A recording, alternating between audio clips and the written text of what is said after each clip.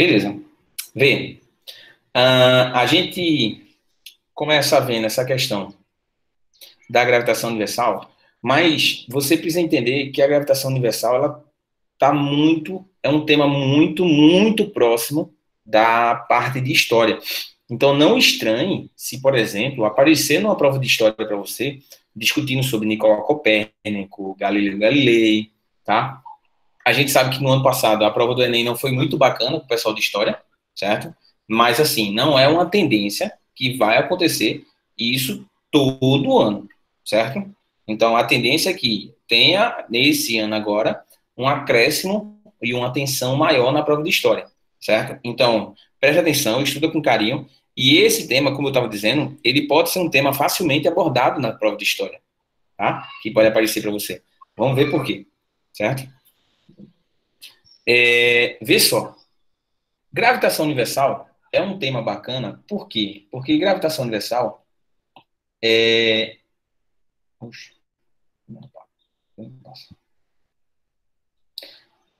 porque é um tema que ele surge, na realidade, quando a gente começa a discutir gravitação universal, a gente tem que lembrar primeiro da Grécia Antiga. Quando na Grécia Antiga, a galera utilizava, os pensadores, Aristóteles e outros, pensavam muito que a natureza ela era regida, o comportamento da natureza era regido pelos sentimentos dos deuses. Como os deuses eles estavam, o seu humor em relação a alguma região. Tá? Se chovesse é porque Deus queria mandar prosperidade para aquela região, ajudar nas plantações. Se tivesse uma praga que assolasse uma plantação, é porque era uma punição, e assim ia, tá? Mas, assim, essas situações, elas foram sendo, aos poucos, questionadas. E esses questionamentos trouxeram para a natureza, para a ciência, de uma maneira geral, um crescimento intelectual, onde os pensadores eles tiveram que começar a embasar suas discussões, tá? E aí começa a ter uma ideia dos chineses, quando os chineses eles começaram a olhar para os céus, olhar para o espaço e tentar descrever um comportamento, uma harmonia que acontecia no universo, certo? E essa harmonia que ia acontecendo no universo, principalmente na constelação, ajudou muito na posição das estrelas, ajudou muito os chineses a explorarem a parte da navegação. Tá? Inclusive, eles construíram até um mapa das constelações para poder auxiliá-los na navegação. Então, a principal ideia, como eu falei, era que a astronomia ela era a mais antiga das ciências, que começava a ser, justamente como eu disse, pela ideia dos deuses, dos chineses, de analisarem essa questão do comportamento dos céus, tá? E colocarem tudo num papel, num plano, para poder analisar esse comportamento dos astros a seu favor, tá? Ajudou no plantio, colheitas e navegação, certo? Justamente em função da posição desses astros, tá? A quantidade de dados astronômicos era baixíssima, não tinham muitos dados astronômicos, certo? Mas começou a trazer para a gente duas vertentes. E essas duas vertentes foram duas vertentes principais que regeram toda a gravitação, toda a história do Renascimento, essas coisas, tá? Justamente em função da linha religiosa, tá? Surgem dois modelos. Quais são os dois modelos que a gente tem? A gente tem o modelo geocêntrico, certo? E tem o modelo heliocêntrico. Esse comportamento, olha só, esse nome geocêntrico, ele traz a ideia, esse prefixo geo, traz a ideia para a gente da Terra. E é como se o modelo ele trazia a ideia de que a Terra estaria no centro do universo. Esse modelo foi muito definido pela Igreja Católica. A Igreja Católica ela defendeu muito porque a Igreja Católica era aquela que ela tinha a seguinte ideia: se Deus criou a Terra e Deus é o centro de tudo, então a Terra vai ser o centro de tudo. Então começa a surgir um pensamento que era muito embasado pela Igreja Católica, onde ela defendia justamente essa questão do modelo geocêntrico e do modelo para justificar a presença de Deus no centro da sociedade, tá? Depois de anos e anos, tá? Principalmente no Renascimento, surge a ideia do questionamento, tá? Do questionamento que foi feito a esses dogmas religiosos. Quando pesquisadores, certo? Não mais filósofos, pesquisadores começaram a colocar em xeque esses dogmas religiosos, tá? Houve apenas a comprovação desse modelo geocêntrico a partir de Galileu, onde Galileu ele foi o pai do método experimental. Então, preste atenção, quando eu falo de Galileu, você já se lembra que Galileu foi o pai do método experimental, tá? E foi ele que trouxe as comprovações desse modelo heliocêntrico. Apesar dele trazer essas comprovações, ainda houve perseguição a ele, certo? Mas aí a gente vai entrar em detalhes daqui a pouquinho. Esse modelo heliocêntrico, ele trazia justamente a ideia inicial de que o Sol encontra-se no centro do universo, certo? E aí a gente vai até utilizar alguns conceitos de Newton para responder isso, para trazer essa ideia de que o Sol encontra-se no centro do universo. Esse modelo heliocêntrico ele vai receber muito respaldo científico, tá? Beleza? Tranquilo aí? Beleza? No livro de vocês, tem alguns caras que, assim, eu coloquei alguns principais, certo? Houveram diversos caras que vinham discutir sobre isso. Giordano Bruno, por exemplo, que eu não coloquei, mas eu vou comentar sobre ele daqui a pouquinho, tá? Mas vamos passar aqui. Vê, o modelo dos gregos, o modelo visto pelos gregos era o seguinte, era que a Terra estava no centro do universo. Aqui a gente tinha a Terra, a órbita seguinte era da Lua, e as demais eram dos outros planetas. Marte, Vênus, Sol, Mercúrio, e aí ia, tá? Então, o primeiro modelo era justamente esse modelo da Terra no centro do universo. E aí há questionamentos, há comparações que o pessoal faz como se fosse o modelo da cebola. Se você cortar a cebola, você tem as camadas, certo? E aí essas camadas seriam, cada uma delas seria uma órbita descrita por um planeta, onde no miolo, no centro lá, estaria a Terra. Beleza? Certo? Então a gente teria a Terra, o Sol, planetas, certo? E os astros ao seu redor. Lembrando, de novo, aqui as estrelas, elas também apareciam nos modelos, certo? Não é à toa que se a gente pegar o primeiro modelo, o modelo de Ptolomeu, de Cláudio Ptolomeu, você consegue observar ao redor do planeta, ó, dos planetas, a questão dos astros, certo? Que hoje a gente entende como sendo os signos, Escorpião, Sagitário, tá? Gêmeos. Então, os signos, eles estavam presentes. E observa que todos os planetas, eles estão girando em torno da Terra, inclusive, olha nesse cantinho aqui, ó, inclusive o Sol. O Sol já trazia esse comportamento também, tá bom? Agora, de novo, tudo isso era amplamente defendido pela Igreja Católica, tá bom?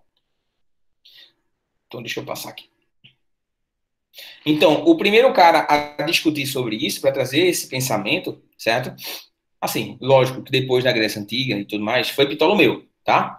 Ptolomeu, ele trouxe a ideia de que a Terra, ela estava no centro do universo. Então, ó, ele formula a teoria de que a Terra encontra-se no centro do universo, certo? Modelo que durou até o século XVI, com discussões trazidas por Galileu e Nicolau Copérnico, tá? Primeiro Copérnico, depois Galileu. Beleza? Então, a principal ideia foi essa. E Ptolomeu, ele defendeu esse modelo numa obra, certo? Que foi uma obra chamada Almagesto, tá? E ele trazia, ó, esse modelozinho aí pra gente, ó. A gente tinha a Terra no centro do universo. Observa que o primeiro planeta que estava ao redor, o primeiro satélite ao redor da Terra seria a Lua. Em seguida, a gente tinha a órbita de Mercúrio, certo? Depois, a gente tinha a órbita de Vênus, a órbita do Sol e Marte, tá? e assim a gente ia para os demais planetas. Tranquilo? Agora, o que é que ele fez? Para ter uma ideia parecida com a questão das estações, tá? Ele definiu que os planetas eles giravam em órbitas epicíclicas em torno da Terra, tá? Beleza? Órbitas circulares, mas essas órbitas eram epicíclicas. Como assim epicíclica? Percebe que Marte, deixa eu dar um zoom aqui. Percebe que Marte está girando em torno da Terra, certo? Mas ela gira em torno da Terra ao redor de um ponto. Marte gira em torno de um ponto. Não apaga aqui, não. Ó, Marte gira em torno de um ponto. E esse ponto, por sua vez, gira em torno da Terra, certo? E essa ideia aí, ela vai aparecer mais para frente em outro modelo, tá? Então, perceba a diferença. A principal característica é que a Terra estava no centro do universo e os demais planetas giravam em órbitas ao redor, tá bom? Ao redor da Terra. Beleza, galera? Tranquilo aí? Então, a gente vai grifar algumas características principais desses modelos, tá? Primeiro, de Ptolomeu, o universo com a Terra no centro. Então, grifa aí para mim no livro de vocês, tá? Grifa aí no livro de vocês. E não perde esse nome, por favor, tá? Pode passar? Posso passar aqui?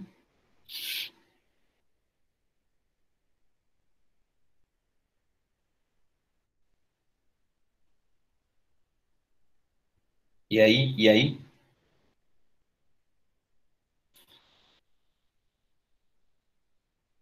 Beleza. Então vamos lá. Passa aí. Vê. Tá aí, ó. Cláudio Ptolomeu e o seu livro, ó, Almagesto, foi uma coleção com 13 capítulos, 13 livros, tá? Mas aí foi onde ele defendeu principalmente o seu modelo geocêntrico, tá? Depois dele, depois de Ptolomeu, surge outros defensores, certo? Como, por exemplo, Giordano Bruno. É um nome que não aparece no livro de vocês aí, e não é muito comum aparecer em provas, tá? Mas já foi cobrado, por exemplo, na USP, na prova da USP, que ele falou sobre Giordano Bruno.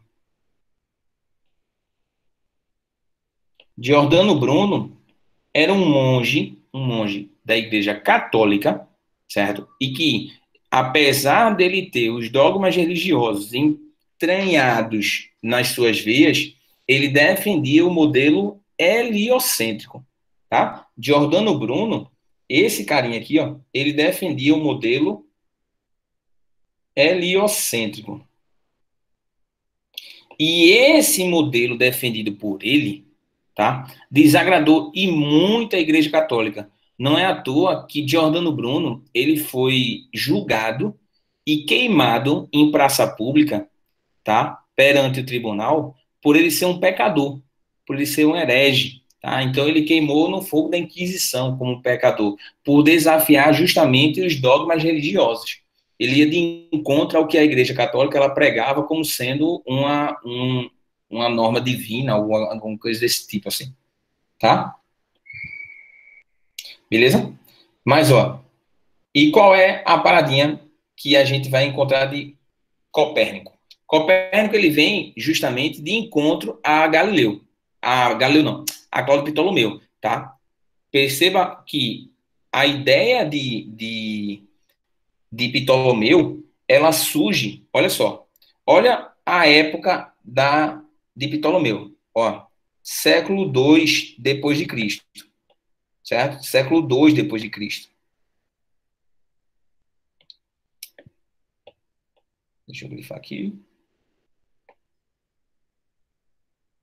Século II depois de Cristo.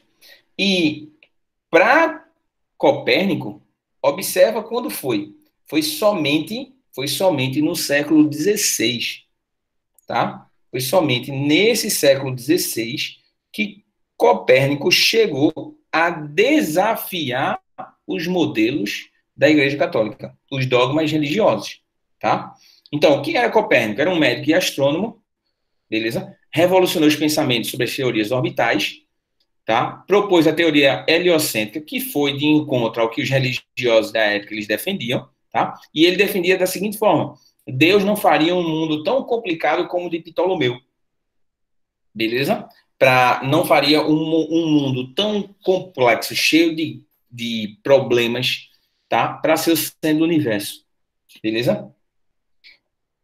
Agora, o erro dele, primeiro, o Sol em repouso, e a gente sabe que o Sol que da gente, ele está em movimento, porque a galáxia ela está em constante movimento, e os planetas giram em torno do Sol em órbitas concêntricas. O que seriam órbitas concêntricas? Órbitas concêntricas, o nome já traz a ideia para a gente. Ó. Elas têm o mesmo centro. Tá? Essas órbitas, os planetas giram em torno de um ponto só, de um centro. Olha aqui o modelo dele. Ó. Tá? Mas perceba que, mesmo ele vindo de encontro aos dogmas religiosos, ainda existia a presença dos astros aqui, ó. A presença dos astros, dos signos, tá bom? Os cosmos, eles ainda estavam presentes, tá? E aí é até uma característica do modelo de Cláudio Ptolomeu, que ele aparece novamente no modelo de Nicolau Copérnico, tá? Mas, basicamente, ó, olha aí o seu modelo, certo? Os planetas giram em órbitas circulares ao redor de um mesmo ponto. Tá aí, ó. Onde esse centro, esse ponto central aí seria o Sol. Agora eu queria que você prestasse atenção, ó. Tem um detalhezinho, ó. Tem um detalhezinho pequeno aqui, ó. Olha essa trajetória que surge ao redor da Terra aí, ó. Quem é que faz essa trajetória? A Lua. Tá? Então, ele definiu aqui, ó, as órbitas Mercúrio, Vênus, Terra, Marte, certo? Júpiter, Saturno, e assim, e depois a órbita das estrelas, tá? Beleza? Agora, perceba, como a gente falou, as órbitas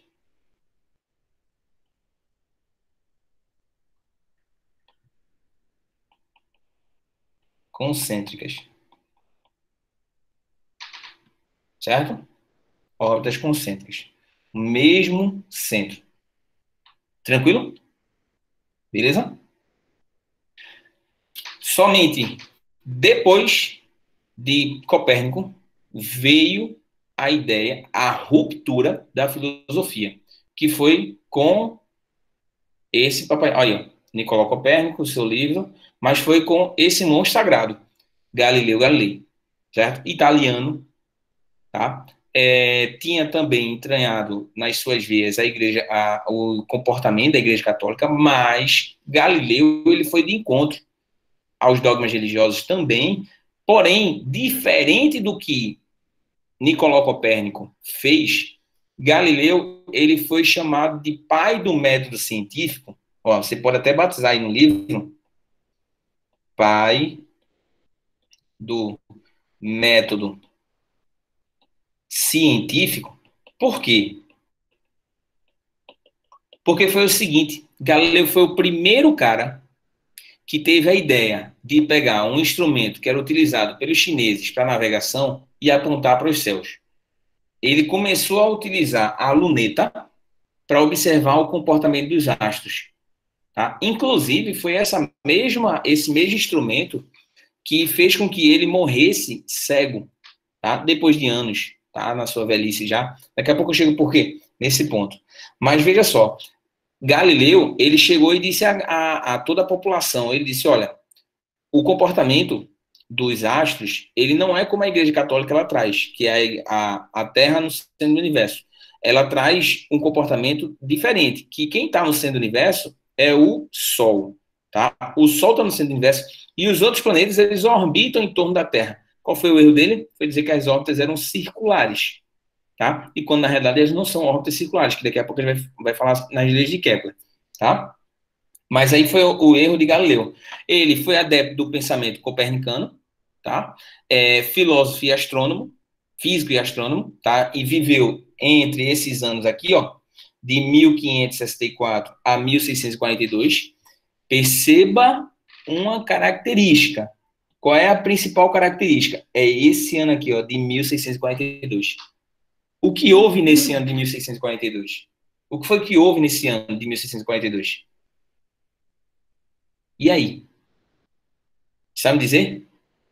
Precisamente no dia 25 de dezembro de 1642. Sabe o que foi que houve nesse dia? O nascimento de Isaac Newton. Então, era como se a história ela fizesse assim, ó. Galileu, que foi o pai do método científico, foi quem revolucionou a ciência. A ciência antes de Galileu ela era assim, era crer para ver. Antes a gente tinha o pensamento, a filosofia, e a minha experimentação ela tinha que confirmar o que a filosofia ela trazia, certo? Se a minha experimentação ela não confirmasse, então estava errada a minha experimentação. Se eu pegasse essa caneta aqui e eu soltasse a caneta, ela tinha que, se a ciência dizia, se a filosofia dizia que essa caneta tinha que subir, se eu soltasse e ela caísse, estava errado, tá? Se eu soltar e ela cair, tá errado. Por quê? Porque Deus não quer assim. Deus quer que esse corpo aqui, certo? Se ele teve os comportamentos que ajudaram na sociedade, ele vai para o céu. Então essa caneta ela tem que subir, tá entendendo?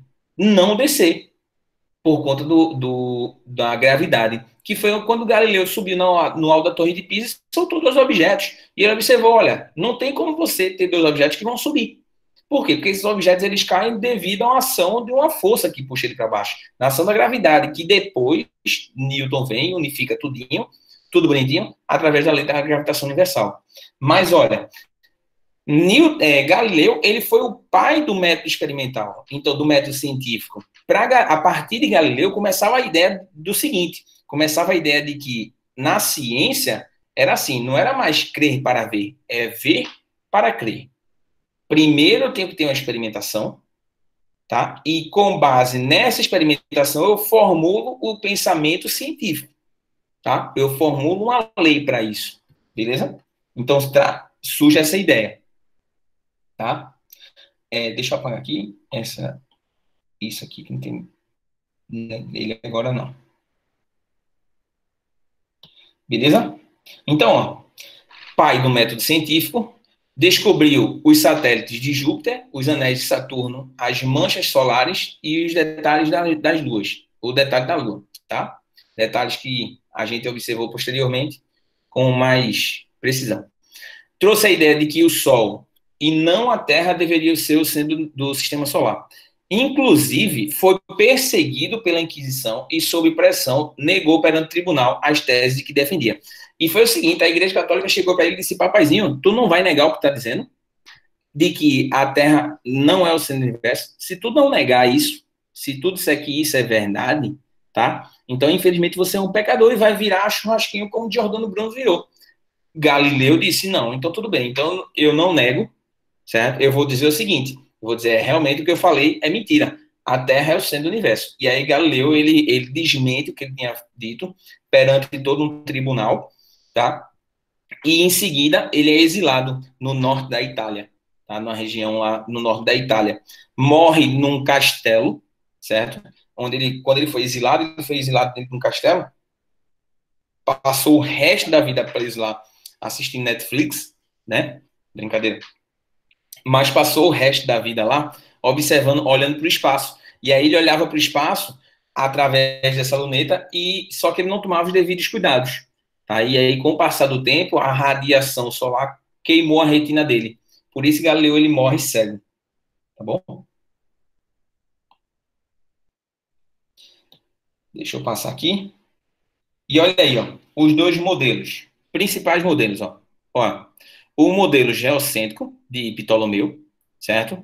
Onde a gente tinha a Terra no centro do universo e os outros planetas girando em órbitas epicíclicas em torno do Sol, em torno da Terra, perdão, tá? E embaixo a gente tinha o modelo heliocêntrico, beleza? Proposto por enquanto, seria o modelo proposto por Galileu, tá?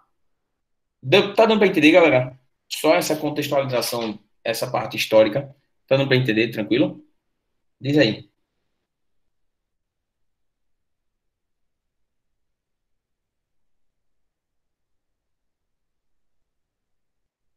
Sim? Beleza. Eu achei que tinha alguém dormindo aí. Espero que não. Massa. E aí, vê só. Perante toda uma época onde os pensamentos eles estavam caminhando para um modelo heliocêntrico ele ser formulado. Tem esse físico aí, certo? Tycho Brahe, que é raro ele aparecer nas provas, mas Tycho Brahe foi o cara que trouxe um dos inícios, trazia justamente o início do modelo heliocêntrico proposto por Kepler.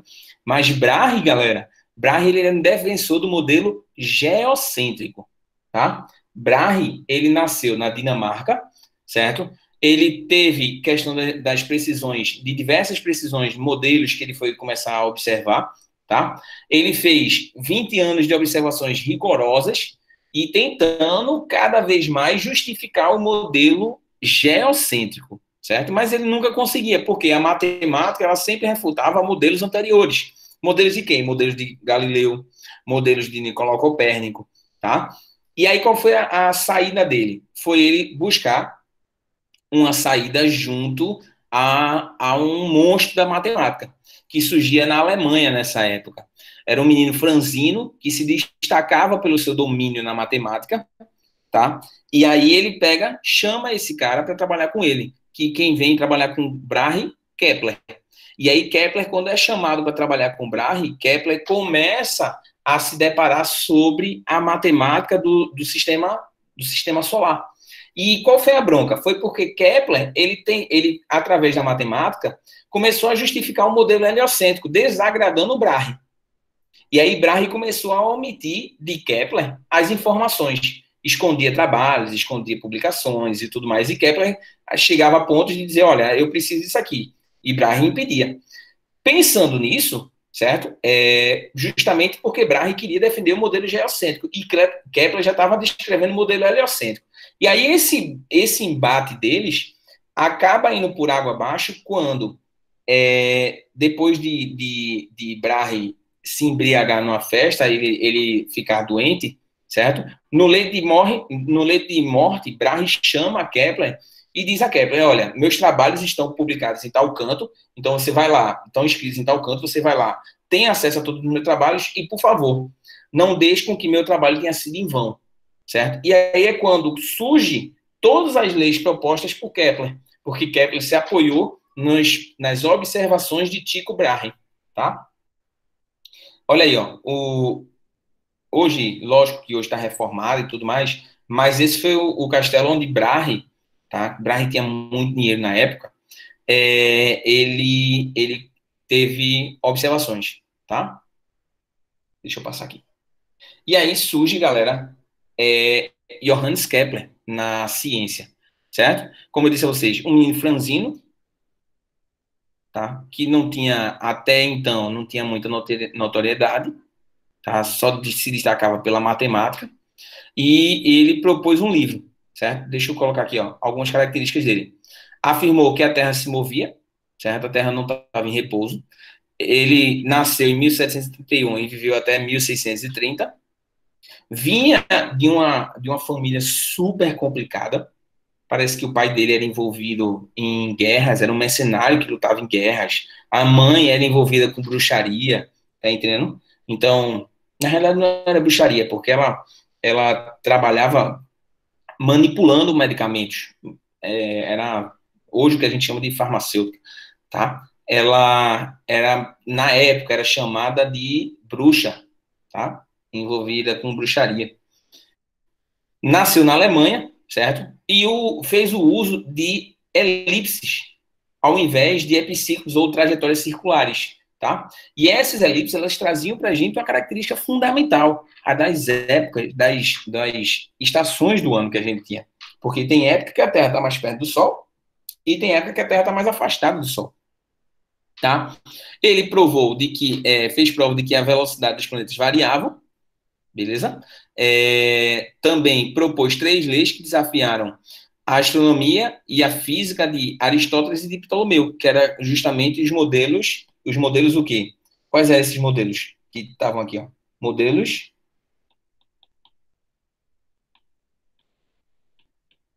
geocêntricos, tá?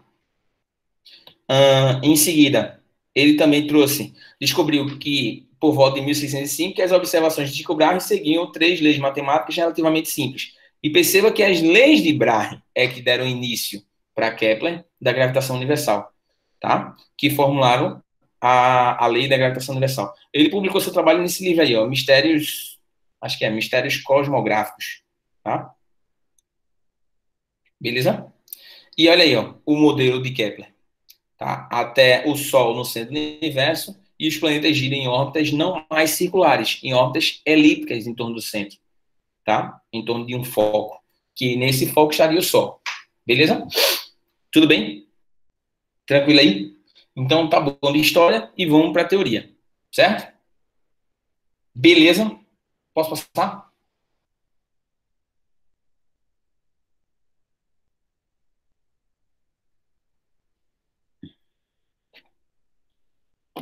Show. Lá vai. Cadê Lilian? Tá aí, Lilian? Ou tá dormindo ou tá acordada? Lília, Andrezinho, Isabela. Estão aí ou estão dormindo já? Ah, muito bem. Show. Veja, acho que o povo dormiu, né, Isa? Verdade, é muita história. Ah, muito bem, Érica. Show de bola. Olha aí, ó, Beatriz, tá dormindo. Não, é porque, veja, essa parte, ela me fascina, porque, assim, é uma parte que eu gosto da aula, porque primeiro porque eu tenho uma paixão por história. Eu gosto muito da história, eu gosto de ver como é que as coisas, como é que o pensamento, ele evoluiu com o passar dos anos, tá? E é justamente o que essa parte, ela traz pra gente, a magia da ciência, ela vindo evoluindo a partir dos anos, tá? E aí, ó, Kepler, ele propôs, a partir das leis de Brahe, ele propõe 3 leis, certo? A primeira lei, lei das órbitas, a segunda lei, lei das áreas, e a terceira lei, lei dos períodos, tá? Então, cada uma dessas leis, ela tem uma importância e a gente vai com calma, com detalhes, observar o comportamento dos planetas em cada uma delas, tá? Certo? Então, vamos para a primeira lei, lei das órbitas. O que é que foi descrito? Presta atenção. A lei das órbitas diz assim: a trajetória dos planetas em torno do Sol é elíptica. Gente, vê. Primeira coisa, a trajetória é elíptica, tá? E o Sol está posicionado num dos focos da elipse, certo? O Sol está posicionado num dos focos dessa elipse. Olha aqui o que é uma elipse. A elipse é como se eu pegasse uma circunferência, tá? Imagina que você faz o seguinte: tem aqui uma circunferência, certo? E eu vou fazer o seguinte: eu vou pegar esses 2 pontos aqui, esse e esse, e eu vou esticar. Quando eu estico, ela vai ficar assim, ó. Lógico que vai ficar mais bonitinha, não vai ficar tão feia quanto a minha, mas ela vai ficar desse desenho assim, tá? Então, pronto, deixa eu apagar. Beleza. Olha aí, ó. Tá aí o Sol, certo? Desculpa o quadrado, mas assim, foi o que deu para roubar da internet. Tá aí o Sol e a trajetória descrita pelo planeta. Coloquei o planeta aí, certo? E o planeta ele vai girar em torno do Sol, certo? Numa trajetória, observe que numa trajetória elíptica. Existem posições onde esse planeta, no caso, vamos analisar como se fosse a Terra estaria mais perto do Sol e uma época mais distante do Sol, tá? Essa época mais próxima a gente chama de periélio. E a época mais distante a gente vai chamar de afélio, certo? Periélio e afélio. Periélio, porque perto do hélio, perto do Sol, e afélio, afastado do hélio, afastado do Sol, tá? Inclusive, galera, presta atenção. No periélio, a velocidade do planeta ela é máxima, tá? Lembre que Kepler disse que o planeta ele não descreve com velocidades escalares constantes, certo? Ele tem velocidade escalar diferente. Numa época do ano, ele está mais perto do Sol, então ele vai ter velocidade máxima, que vai ser descrita pela lei de Newton, e numa época do ano, ele vai estar mais distante, certo? Que vai ter velocidade mínima, certo? Lá no afélio. Se eu não me engano, no periélio é 30,8 km por segundo e no afélio é 29,2 km por segundo. É mais ou menos isso, tá? Mas olha só, qual é a principal característica? Por que no periélio a velocidade é máxima? Porque olha só, se o planeta vai girar em uma órbita circular, em uma órbita elíptica, ele tem um vetor velocidade aqui, ó, certo? Além desse vetor velocidade, ele tem um vetor que é a atração também do Sol para a Terra, tá? Esse vetor força. Então há se você observar, eu posso decompor esse vetor força no eixo do vetor velocidade, ajudando no movimento. Por isso que esse movimento ele é classificado como movimento variado acelerado, tá? Então, observa aí, ó. Do afélio, se você quiser, pode até anotar isso. Do afélio para o periélio, o movimento ele é acelerado. Anotou? Anotou aí? Anotou? Do afélio para o periélio, o movimento é acelerado. Acelerado. Anotou aí? Pronto? O movimento do planeta é acelerado do afélio para o periélio, tá? Aí o planeta vai, ó, aí ele escreve, girou. Quando ele vem para essa trajetória, deixa eu apagar aqui agora. Quando ele vem para essa trajetória, para esse ponto da trajetória, ele está mais distante do Sol. Quando ele está mais distante do Sol, olha, ele tem o vetor velocidade, certo? Ele tem um vetor velocidade e tem um vetor força. Perceba que esse vetor força, se eu quiser decompor ele no eixo do V, certo? Ele vai estar oposto à velocidade. Então, por ele estar aqui, ó, oposto à velocidade, certo? Esse vetor força está oposto à velocidade, ele vai retardar o movimento.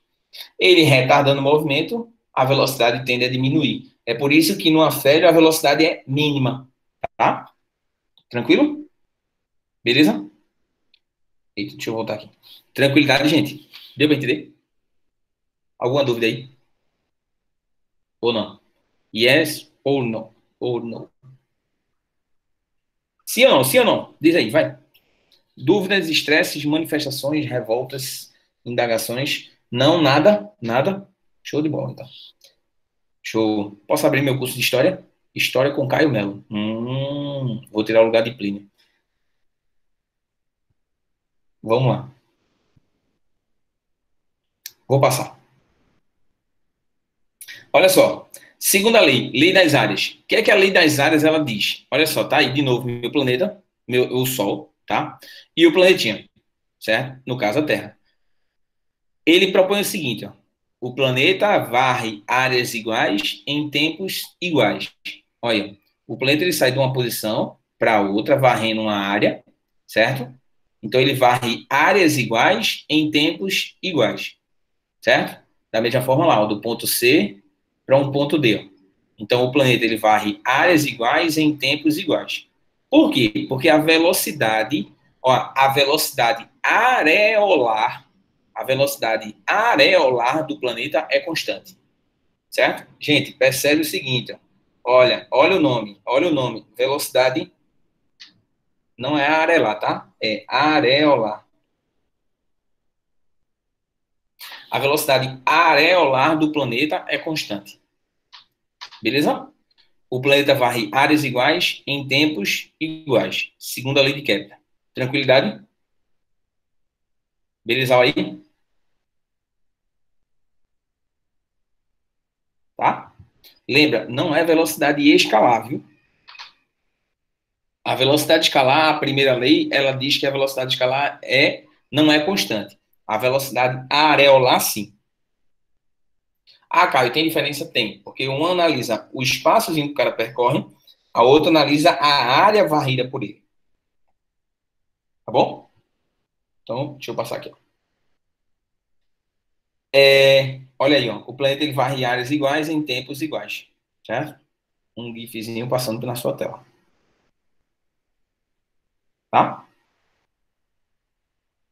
Beleza? Perceba que essas áreas são iguais. A área azul é igual à área cinza, é igual a outra área azul. Ah, mas Caio, tem diferença? Não. Só tem diferença como ela está organizada, mas a área é a mesma. Tá bom? Então, deixa eu passar.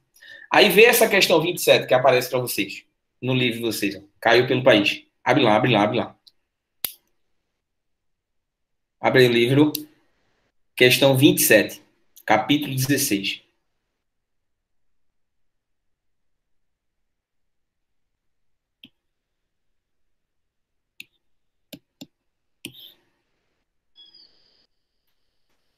Pode passar?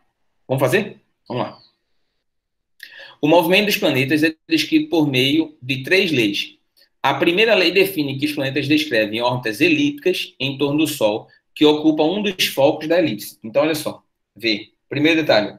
Primeiro detalhe. Os planetas descrevem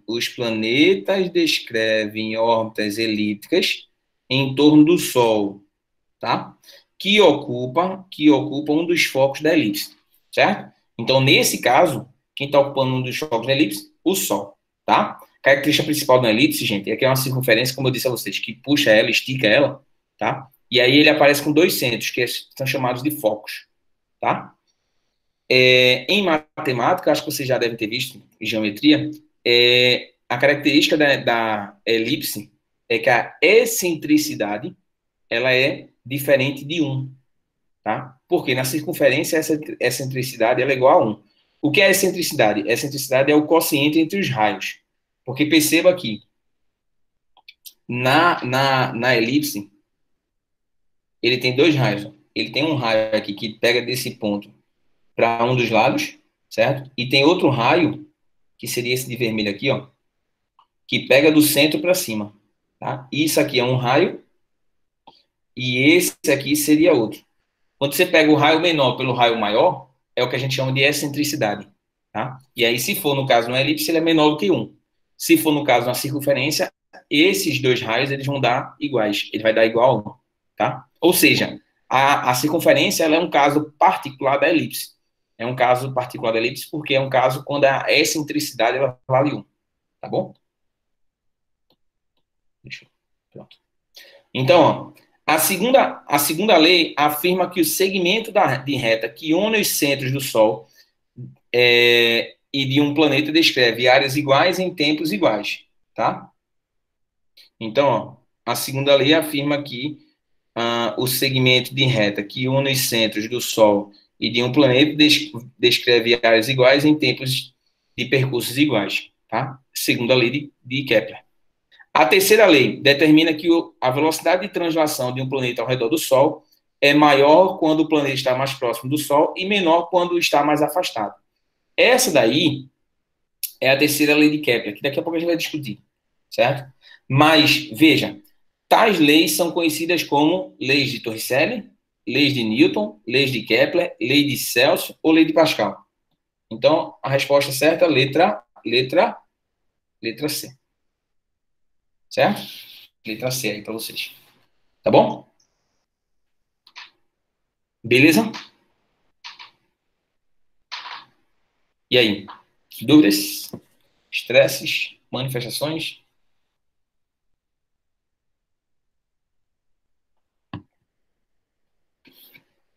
Não?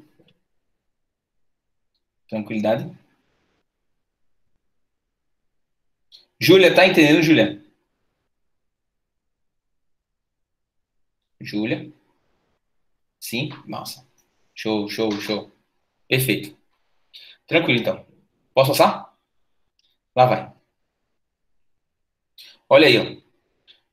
Kepler, na sua terceira lei, certo? A terceira lei de Kepler, chamada lei dos períodos, ele diz o seguinte: os quadrados dos períodos de translação dos planetas em torno do Sol são proporcionais aos cubos dos raios médios de suas órbitas. Ou seja, gente, isso aqui, ó, esse quociente, ele vai ser constante.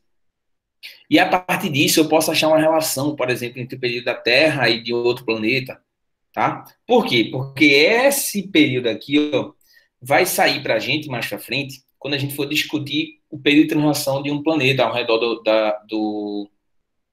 desculpa, ao redor do Sol, por exemplo, certo? Tá? Então, o período de translação do planeta ao quadrado sobre o cubo do raio médio de sua órbita tem que ser proporcional ao de outros planetas. Caio, como assim? Deixa eu ver se aparece. Tem uma questãozinha pra gente aqui, certo? Vamos passar aqui para eu ver. Vê. Olha essa questão 2 do livro. A órbita de um asteroide em torno do Sol possui raio médio de 4 vezes 10 a 11 metros. Considerando-se que o raio médio da Terra seja de 1 vezes 10 elevado a 11 metros, o período de revolução do asteroide em anos terrestres é de quanto? Vê só, gente. Vê. Básico. Questão tranquila. Vê. Não se aveste, não. Faça assim. O período de um asteroide ao quadrado sobre o raio da trajetória desse asteroide ao cubo tem que ser igual ao período da Terra ao quadrado sobre o raio da trajetória desse asteroide ao cubo. Certo? Tranquilo? Deu para entender? Aí agora o que é que você vai fazer? Só colocar os dados. Olha só. O período desse asteroide, eu não sei quanto é, ele quer saber. Vamos botar aqui, TA ao quadrado, sobre o raio desse asteroide, da trajetória dele, 4 vezes 10 elevado a 11, é igual ao período da Terra ao quadrado, sobre o raio da Terra, que é 1 vezes 10 elevado a 11. Só que isso aqui, ó, ao cubo. E aqui também ao cubo. Certo? Tranquilo aí? Então, ó, vai ficar o seguinte, ó, TA ao quadrado sobre 4 ao cubo dá quanto? 4 vezes 4, 16, 16 vezes 4, 64. Então, 64 vezes 10 elevado a 33 é igual o período da Terra ao quadrado sobre 1 vezes 10 elevado a 33. Tá? Então, olha só. Eu vou cancelar esse 10 elevado a 33 com esse 10 elevado a 33. Então, eu vou ficar com o quê? Ó, vê, galera, vê. Então, isso aqui vai ficar assim, ó. O período do asteroide ao quadrado, esse 64 está dividindo, sobe e multiplicando, né? É igual a 64 vezes o período da Terra ao quadrado. Então, vamos meter a raiz quadrada dos dois lados, ó. Raiz do lado de cá e raiz do lado de cá, certo? Então, isso aqui vai ficar como? Vai ficar com PA é igual a 64, raiz quadrada de 64, 8, vezes o período da Terra, certo? Ou seja, o período do asteroide é 8 vezes o período da Terra, tá? Então, resposta, letra D. Deu pra entender? Beleza? Show aí? Sim ou não? Moleza, né? Ai, que eu saí aqui. Então, copie rapidinho.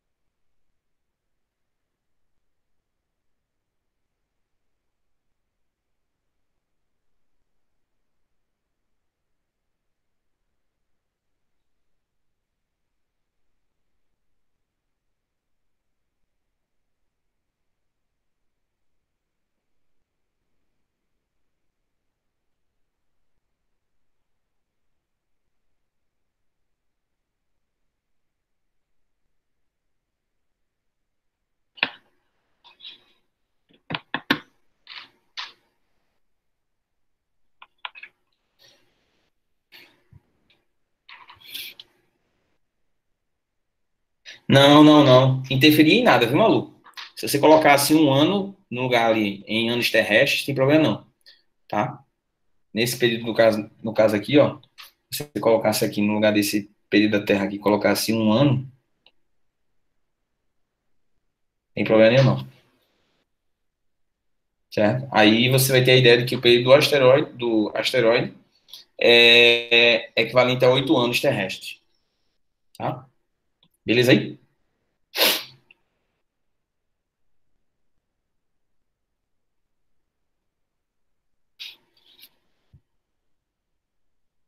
Pode passar? Posso passar? Não, dá problema não, dá problema não. Eu confesso a você que eu costumo não colocar, tá? Porque eu sei aí que o período da Terra é de um ano, mas assim, não tem problema nenhum se você colocar, viu? Não tem estresse não.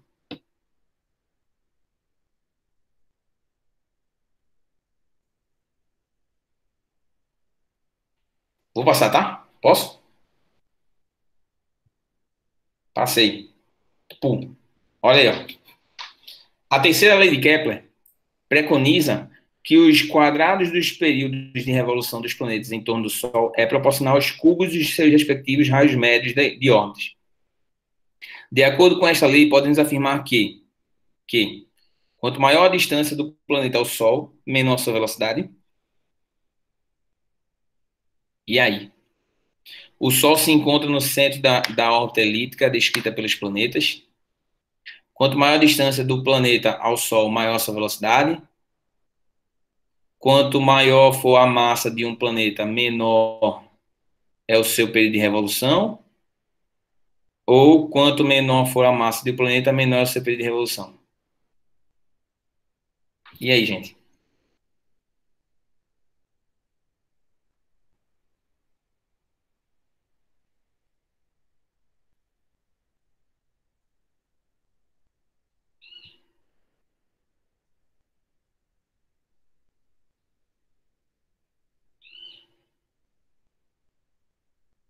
E aí?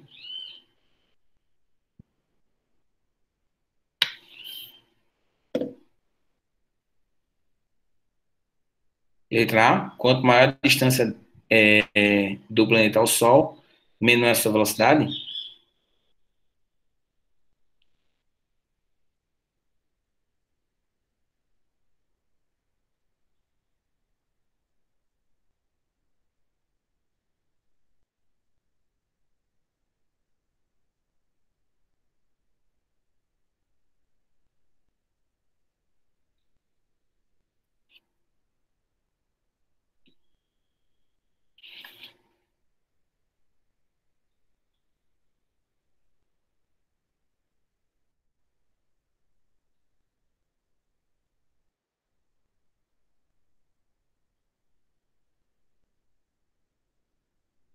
Mas aí vejam, como é que a gente calcula a velocidade no movimento circular? Bora.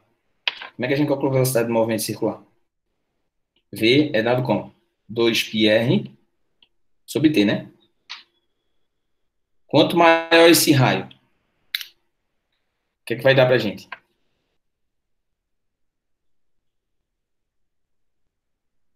E aí?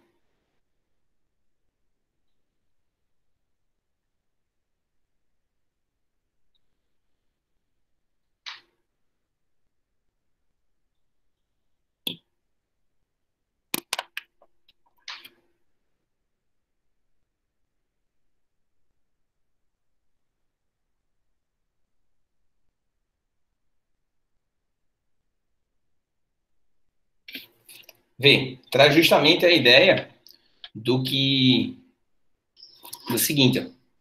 Se a gente for observar como esse planeta. Ai, caramba, deu um ponto aqui.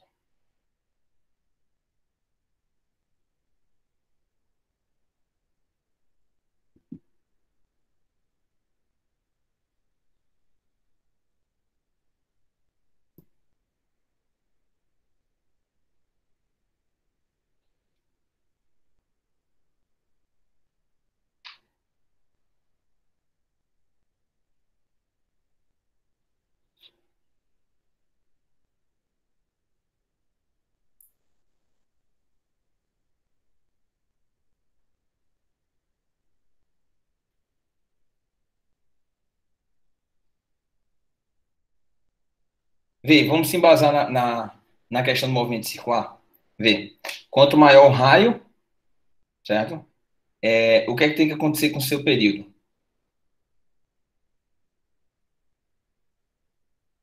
E aí? Deixa eu ver o que é que vocês estão discutindo aqui. Tem alguém que lançou alguma ideia aqui?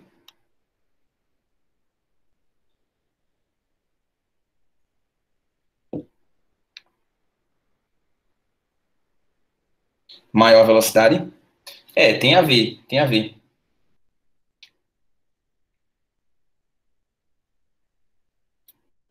Por que maior velocidade, Laura? Traz aí a ideia pra gente.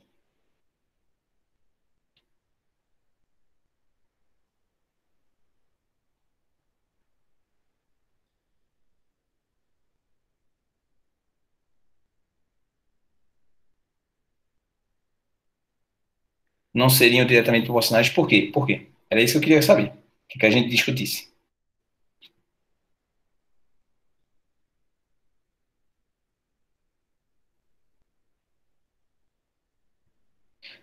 Beleza, mas deixa eu te perguntar uma coisa. Quem é que descreve uma órbita num período maior?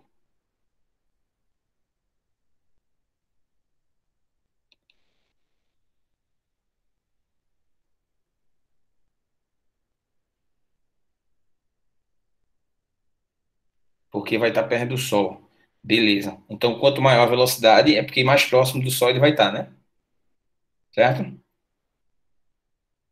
Beleza? Para você ter noção, gente, Mercúrio, o período de Mercúrio é de aproximadamente 88 dias, por estar tão perto do Sol, certo?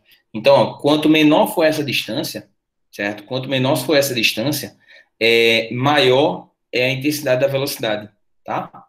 Então, aqui, ó, resposta certa, letra A, tá? Quanto menor maior a distância do planeta, certo? Menor é a sua velocidade. Perfeito. Perfeito. Show de bola. Certo?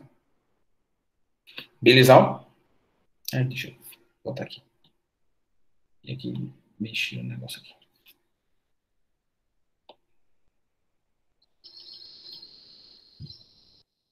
Deixa eu sair aqui. Rapidinho. Deu um bug aqui.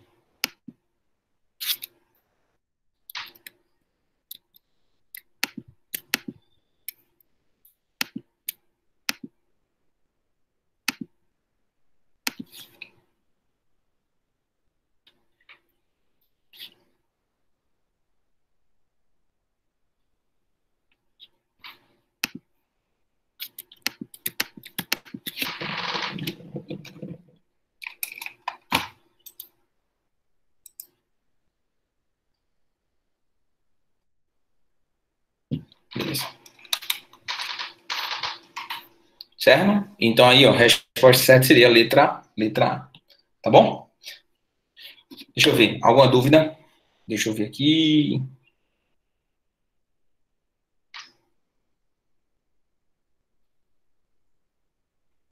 Deixa eu ver aqui. Meu celular travou. Isso, porque vai estar mais perto do Sol. Então há uma força maior quando está mais perto do Sol, acelerando, ajudando a ter uma velocidade maior, tá bom? Não, Alu, na realidade, a massa do planeta ela não vai ser determinada, não. Não vai influenciar, não. Sabe por quê? É porque eu não ia mostrar essa equação, não, mas aí, vê. Na realidade, deixa eu abrir aqui então a equação. Vê só. A gente tem a força gravitacional, que ela vai ser igual à força centrípeta, certo? Eita, mas a gente não viu força gravitacional ainda, né? Tá. Então, deixa eu ver aqui. A velocidade de órbita de um planeta ela é dada assim.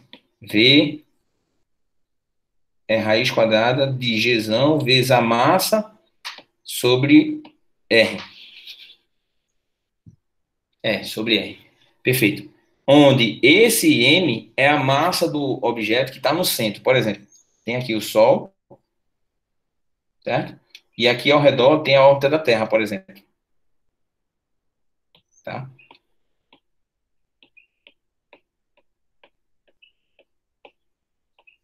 Tem a órbita da Terra, certo? Então, o Sol, ele vai girando em torno, o Sol tem um Mzão e a Terra tem um Mzinho. Então, a trajetória, ela não depende do Mzinho, ela depende do Mzão, do corpo que está puxando.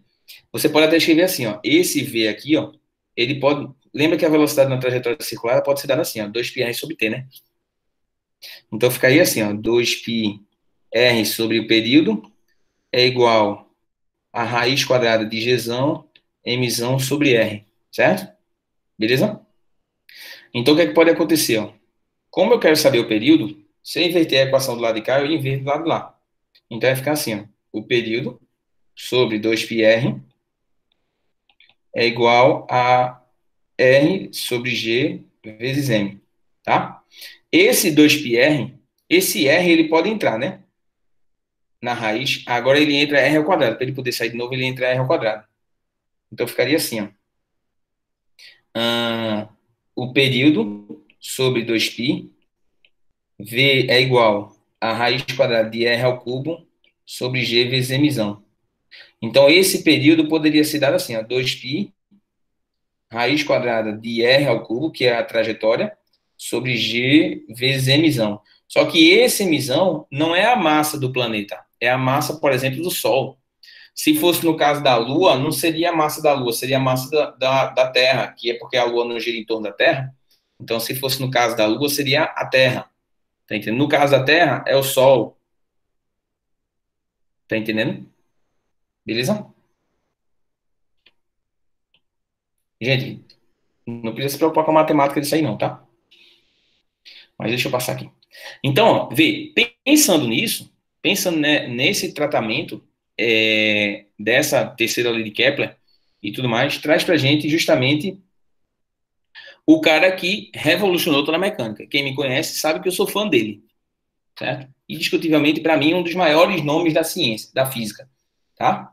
Se não da ciência, que foi Isaac Newton. Esse aí é o sistema solar da gente, tem algumas observaçõezinhas para eu determinar, certo? Primeiro, as leis de Kepler são válidas para quaisquer sistemas solares, qualquer sistema que gravita em torno de um ponto central. A lei das órbitas não exclui a possibilidade de a órbita descrita por um planeta ser circular, já que a circunferência é um caso particular da elipse, tá? Que a gente até tinha discutido. Se considerarmos circular a trajetória descrita por um planeta em torno do Sol, o raio médio da órbita corresponderá ao raio da circunferência e o período do movimento corresponderá ao período do movimento circular uniforme, tá? Que foi até uma coisa que eu adotei no slide anterior, mas assim, eu meio que passei, bati dali e disse a vocês, olha, desse jeito aqui, tá? E aí, no caso de corpos orbitando em torno da Terra, a gente tem o que a gente chama de perigeu e apogeu, tá? Beleza? E aí entra o monstro sagrado. Andrezinho sabe, quem me conhece, como eu disse, sabe que eu sou fã desse cara. Onde você entra na física, onde você entra na ciência, tem trabalho dele. Por exemplo, termologia, tem Newton. Ótica, nem se fala, certo? Inclusive, um dos grandes embates na ciência foi entre Newton e Robert Hooke, certo? Hooke é aquele mesmo da força elástica igual a kx, certo? Ele fez o álbum de Pink Floyd? Não, ele não fez o álbum de Pink Floyd, não, mas foram inspirados nele, certo? Newton também, ele fez trabalho na parte de mecânica, nem se fala, principalmente com esse livrinho que tem aqui, ó, no canto, ó. Esse livrinho que tem aqui, no canto, foi o livro que a ciência, ela fez reverência, ela se reverenciou para Newton justamente nesse livro aí, tá? A matemática não seria nada sem a física, sem Newton, certo? Newton precisou reformular, construir toda uma matemática nova para que pudesse justificar o seu funcionamento, a mecânica num conceito geral, certo? Teve na astronomia também trabalhos e tudo mais. Isaac Newton, Sir Isaac Newton, certo? Para mim, o maior nome da ciência. Por quê? Porque Newton, veja, onde você entrar, tem trabalho dele. Nasceu no século XVII, certo? Há relatos que dizem que Newton nasceu em 25 de dezembro de 1642 e há relatos que dizem que ele nasceu em 5 de janeiro de 1643, justamente em função do registro dele e tudo mais. Teve bronca, muita bronca, porque disseram o seguinte, que Galileu, ele meio que passou o bastão real da ciência de Galileu para Newton, e que um nasceu no ano que o outro morre. É como se um fosse a reencarnação do outro de uma forma mais bonitinha, tá? Outra coisa, Newton, ele teve uma notoriedade muito grande, tá? Na área de mecânica, astronomia, gravitação, ótica, teologia, alquimia aí é química, tá? Tá? E o seu livro principal foi esse aí, ó, Princípio, que foi publicado em 1687, certo? Aí tem alguns livros dele, tá? Mas olha só, o que é que Newton, o que é que Newton trouxe? Gente, essa obra aí essa frase aí é uma frase célebre de Newton. Se enxerguei mais longe foi porque me apoiei sobre ombros de gigantes. Porque ele meio que tira onda com dois caras de uma vez só. Primeiro, quem eram os gigantes para ele? Era Kepler e Galileu. Tá? Foram os dois gigantes para Newton, certo? Que Newton, ele disse, quando ele foi perguntado, e ele afirmou que ele havia se apoiado sobre os ombros gigantes, era em função desses dois. E ele meio que satiriza Robert Hooke, tá? Porque Hooke ele não conseguia desenvolver todo esse trabalho da mecânica antes. E outra, tem um cara que apoiou muito Newton, que foi aquele Halley, tá? Halley é o mesmo do cometa Halley, o cara que observou o cometa Halley. Halley, ele foi um grande apoiador, e foi um dos caras que Newton, ele acaba falando. Ele se me apoiou sobre homens gigantes, foi Halley, Galileu e algumas ideias de Kepler. E ele tira onda com Hooke, porque Hooke, ele antes de Halley procurar procurar Newton, Halley procura Hooke, e Hooke não consegue formular a teoria da gravitação universal. Pelo contrário, Hooke ficou enrolando Halley, que não sabia como chegava. E Newton e Hooke já tinham tido uma briga por conta da questão da ótica, tá? Onde é a composição das sete cores que dá a luz branca. Mas aí o que acontece? Newton tira onda com Hooke, porque Hooke ele era baixinho e era corcunda. Então, é como se ele dissesse assim, olha, se eu me apoiei sobre ombros gigantes, eu ignorei os baixinhos, tá? Foi para tirar onda com Hooke também. Mas olha só, ele se apoiou nas leis de Kepler, disse que os planetas orbitam em torno do Sol, comprovou isso, tá? Mas existia uma força que era responsável por atrair o Sol, atrair a Terra ao Sol, que seria a força centrípeta, que essa força descreveu como uma força gravitacional, garantiu que as trajetórias eram curvas, certo? E que as leis dos movimentos para a Terra serviam para o movimento de qualquer objeto no sistema solar. Contraria a física aristotélica, então, diferente do que era proposto por Copérnico, Newton, ele traz a matemática para comprovar isso aí, tá? Diz que existia uma força de atração e só a força gravitacional era somente uma força de atração, nunca uma força de repulsão, certo? E aí, ó, o Sol está atraindo todos os objetos. A força centrípeta que mantém um planeta em sua órbita é devido à atração do Sol sobre esse planeta, tá? É por isso que a Terra gira em torno do Sol, por conta de uma força de atração, certo? Aí, olha aí, ó. O que é que Newton formulou? Qual foi a lei da gravitação universal de Newton? Newton disse o seguinte, ó, presta atenção. Newton traz a ideia de que dois corpos atraem-se gravitacionalmente com forças de intensidade diretamente proporcionais às suas massas e inversamente proporcional ao quadrado da distância que os separam. Ou seja, matematicamente, a equação é essa. F é igual a Gzão vezes M1 M2 sobre D ao quadrado. Newton, ele só disse isso aqui, ó. A força é proporcional ao produto de suas massas e inversamente proporcional ao quadrado da distância que separa eles.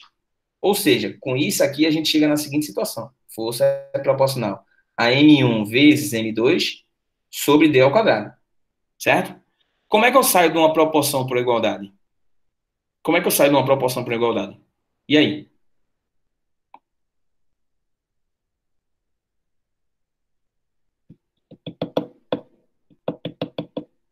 Como é que eu saio de uma proporção por igualdade? Eu preciso colocar uma constante, que é onde entra esse Gzão.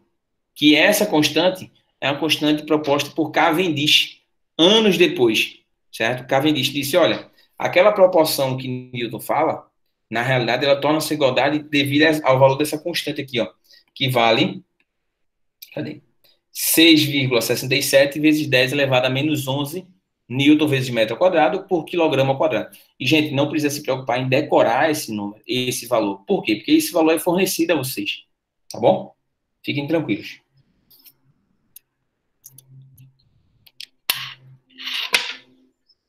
Aí, ó, olha aí, ó.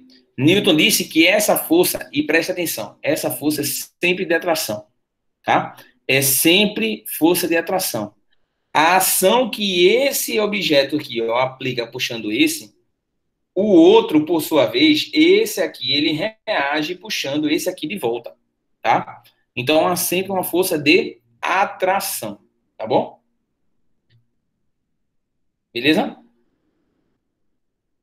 Tranquilidade aí? Olha essa questão. Por exemplo, a figura mostra a força gravitacional entre dois corpos de massas M1 e M2. Varia com a distância entre seus centros de massa. Baseado nas informações contidas no diagrama, é correto afirmar que a força F1 sobre F2 é dada por quanto? O que é que ele está dizendo a gente? Ele está dizendo o seguinte: vê, eu tenho a intensidade dessas duas forças. A força 1, dada aqui, ó, quando ele está a uma distância de 20 centímetros. E a força 2 é dada aqui quando ele está a uma distância de 60 centímetros. F1 sobre F2 vai dar quanto? Vamos ver. F1 sobre F2. Ah, mas Caio, como é que eu escrevo a equação da gravitação universal? Eu escrevo ela assim, ó. Gzão M1 vezes M2 sobre a distância 1 ao quadrado sobre Gzão M1 vezes M2 sobre a distância 2 ao quadrado. Certo? Tudo bem? Então, ó, vou fazer o seguinte. Eu repito a primeira fração e multiplico pelo inverso da segunda. F1 sobre F2.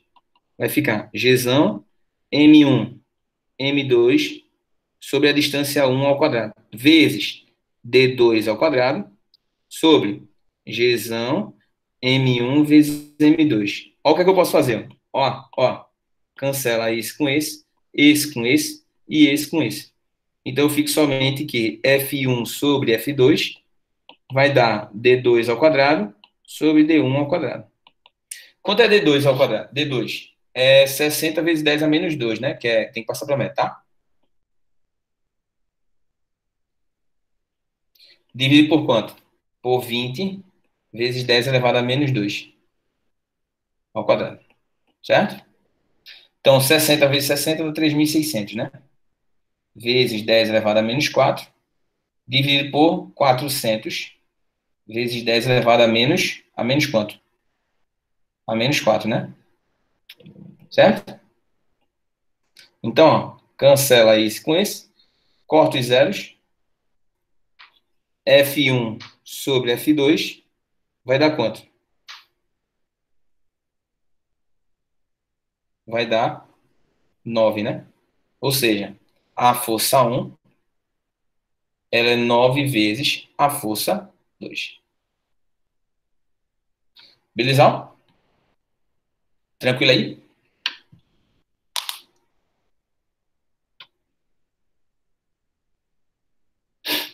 Beleza aí, galera? Sim ou não?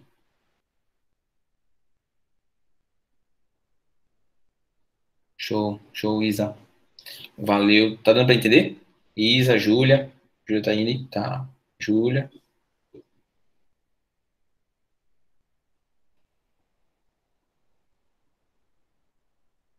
Beatriz, Isabela, Karen, Laura, Lilian, Malu. Tranquilidade aí? Beleza? Show. Se tiver com dúvida, fala aí, tá, galera?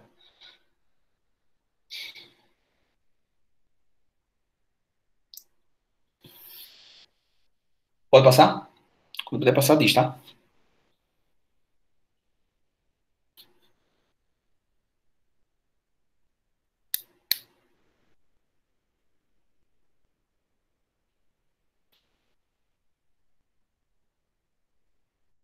Posso passar? Beleza. Então, pronto. Vamos cá. Olha essa questão aí. Vou deixar para vocês fazerem rapidinho.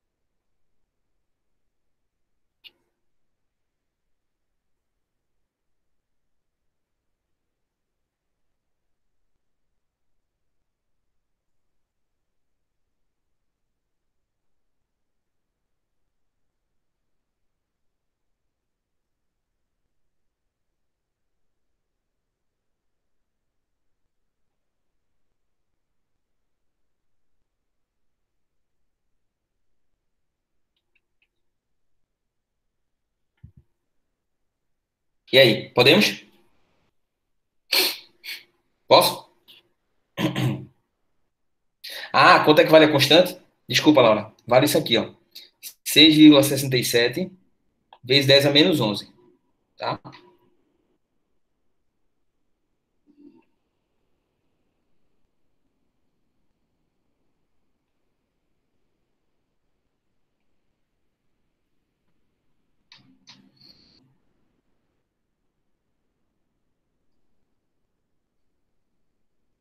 Beleza? Nada.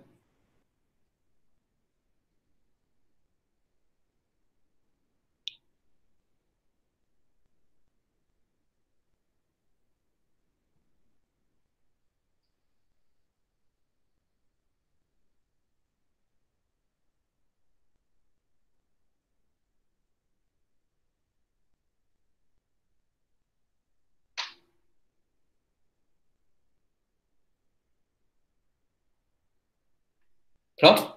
Posso? Vamos lá? Vamos lá. Vamos fazer aqui, ó. Vê só. Primeiro, eu vou fazer a força de atração Terra-Sol. Vai ficar Gzão, a massa da Terra, 6 vezes 10 elevado a 24, vezes a massa do Sol, eu não sei quanto é, sobre a distância. Quanto é a distância? A distância média da Terra ao Sol é 1,5 vezes 10 a 11. Vou botar aqui, ó. 1,5 vezes 10 elevado a 11. Isso aqui é o quadrado. A força, olha só, a força Netuno-Sol vai ser igual a Gzão, a massa de Netuno. Deixa eu apagar aqui e botar logo a massa. A massa de Netuno é quanto? É 1 vezes 10 elevado a 26, vezes a massa do Sol sobre a distância, que a distância vai ser quanto? 4,5 vezes 10 elevado a 12 ao quadrado. Certo? Tudo bem? Aí ele quer a razão entre as suas interações Sol Terra e Sol Netuno. Então vamos botar assim.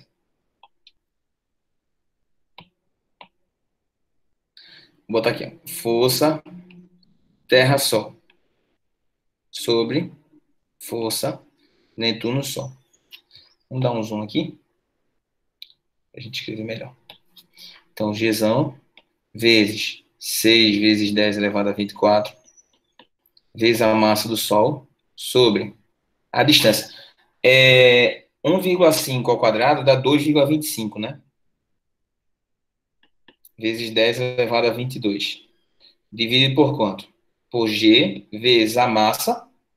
Quanto é a massa de Netuno? 1 vezes 10 a 26. Então, vou botar aqui. 1 vezes 10 elevado a 26. Vezes a massa do Sol. Vou permanecer aqui. Sobre a distância. Quanto é a distância? 4,5 ao quadrado. Vocês já fizeram 4,5 ao quadrado? Deu quanto? 4,5 ao quadrado deu quanto?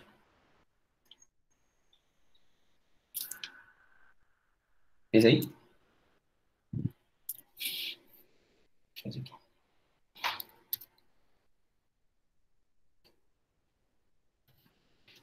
20,25.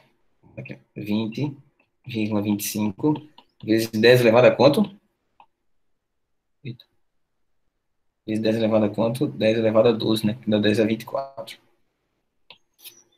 10 a 24. Certo? Aí vê.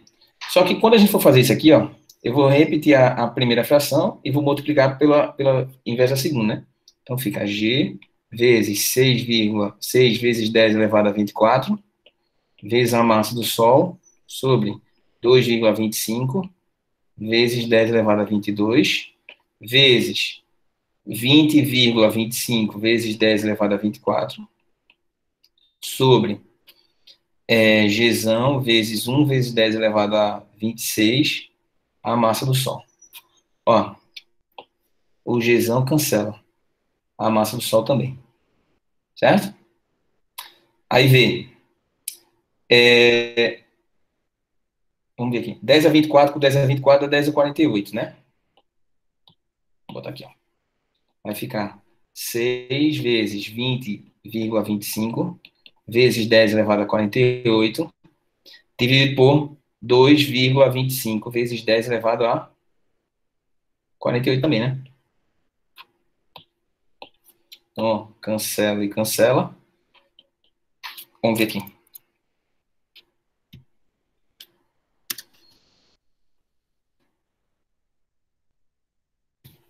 6 vezes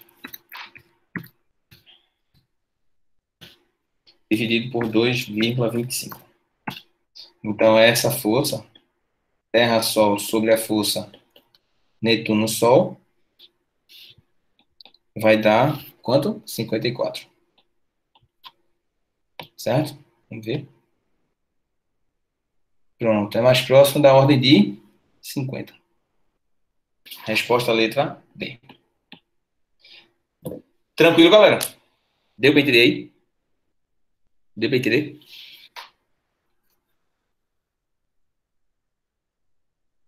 Beleza? Ou não? Dúvidas aí? Diz aí, tá? Manda aí se tiver dúvida. Bora, Malu. Dúvida, Malu. Beatrice, Karen, Lilian. Fala aí, por favor. Não, nada, nada.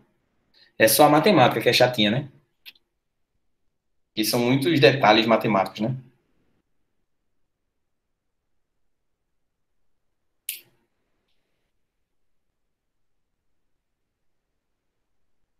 Pois é, pois é. É bem chato de fazer por conta desses detalhes matemáticos, tá? Mas aí a gente vai praticar, certo? Gente, vamos dar um tempo por hoje. Tem alguns detalhes ainda de gravitação universal que a gente discute um pouquinho na próxima aula, velocidade de órbita, velocidade de escape, essas coisas, tá? Como calcular a gravidade na Terra e outros pontos, certo? Que isso aí eu vou passar para vocês posteriormente, na próxima aula a gente discute, certo? Lembrando a vocês, quarta-feira monitoria, 10 horas, sexta-feira monitoria, às 14h30. Tranquilo? Beleza aí? Me diz aí o feedback, me dá um ok aí.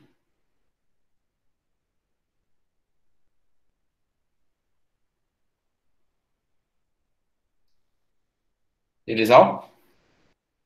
Então, por hoje, a gente dá um tempo aqui, certo? Mas não deixem de estudar, por favor, certo? Não deixem de praticar. O segredo tá na prática, tá? Beleza, galerinha. Por hoje é só. A gente se encontra na próxima aula, próxima semana, segunda-feira, e também na quarta e sexta.